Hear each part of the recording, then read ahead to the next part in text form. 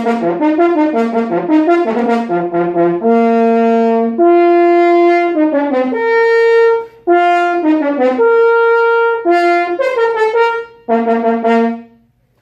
since middle school, I knew I wanted to be a professional French horn player. So when I received my college scholarship there to come play for ASU, I was so excited to be taking the next step towards my American dream. Ever since I was a little kid, people would tell me, wow, you're so talented at music. You have such a natural gift for this instrument. But as I got older, I started to ask myself, how important is talent to achieving success? And furthermore, what is talent in the first place? The Merriam-Webster Dictionary defines talent as, quote, the natural endowments of a person, close quote. We could also say it's the genetic endowments of a person. You were born to do this, people will say. It's in your blood, they will say. But I still hadn't answered that first question. How important is talent to success? I sure didn't feel very talented when I first got to ASU. When I took my audition placement freshman year, where our professors grade us and place us in our ensembles and chair placements, I was very disappointed when I did not get a high chair in the ASU Symphony Orchestra. Nor did I get a middle chair, nor did I even get a low chair, no. I was on the JV squad, and I was very disappointed. A couple months later, I had an opportunity to make up for my mistake because one of the players in the ASU Symphony was graduating a semester early. So I prepared and I practiced and practiced and practiced. I felt ready to go. I went in that audition room, I gave it my all, and I failed again. I just was not good enough. And I felt like I just was not talented enough to compete. I took a long walk around campus that evening. I had lots of emotions, lots of tears, lots of thoughts. I thought, I just don't feel like I'm cut out to do this. I feel like I'm just not talented enough to compete at this level. Maybe I should quit. But I wasn't ready to quit just yet.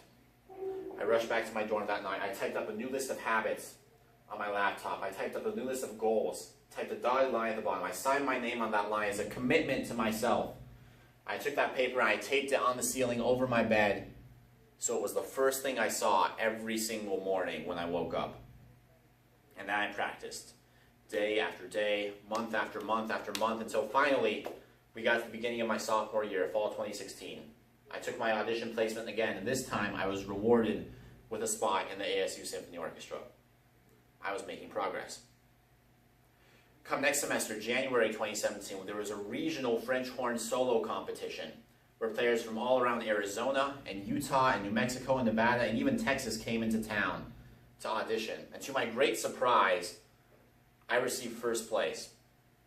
Not only did I receive first place, I found out later I won by unanimous decision. Every single judge on the panel voted for me.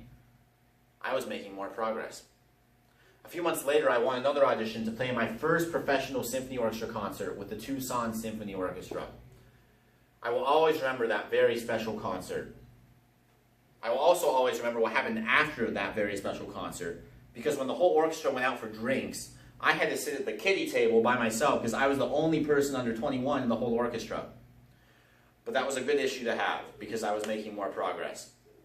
And just a few weeks after that, I received an invitation from the Phoenix Symphony Orchestra to audition for a full-time position with them. And though I didn't win that audition, it gave me an opportunity to pause and reflect and think, wow, the freshman from the JV squad at ASU sure came a long way in a year and a half. And then I thought to myself, does talent explain my story? Does talent explain any success story? And for the most part, the answer is no. And here's why. See, if talent is what we're born with, then talent cannot change over time. And if talent cannot change over time, then talent cannot explain changes in success over time. See, the thing that is so challenging and frustrating about talent is that when we hit a wall and we think it's because of talent, there is nothing we can do. We cannot control who our parents are. We cannot control what is in our DNA. But the good thing for you and I is that talent is not the key factor to success. What is the key factor then? Experience. And that's something you have partial control over. Your environment, that's something you also have partial control over. And your work ethic, which you have complete control over. These three things are the keys to success. These are the things that we can control and thus success is something that we have more power over for ourselves. J.K. Rowling had her first Harry Potter book rejected for publication 12 times until it was finally accepted. I'm sure she didn't feel very talented those 12 times she got rejected. No one thought very much of her then. So I think she speaks from some great experience when she said, quote, "Anything is possible if you have enough nerve," close quote.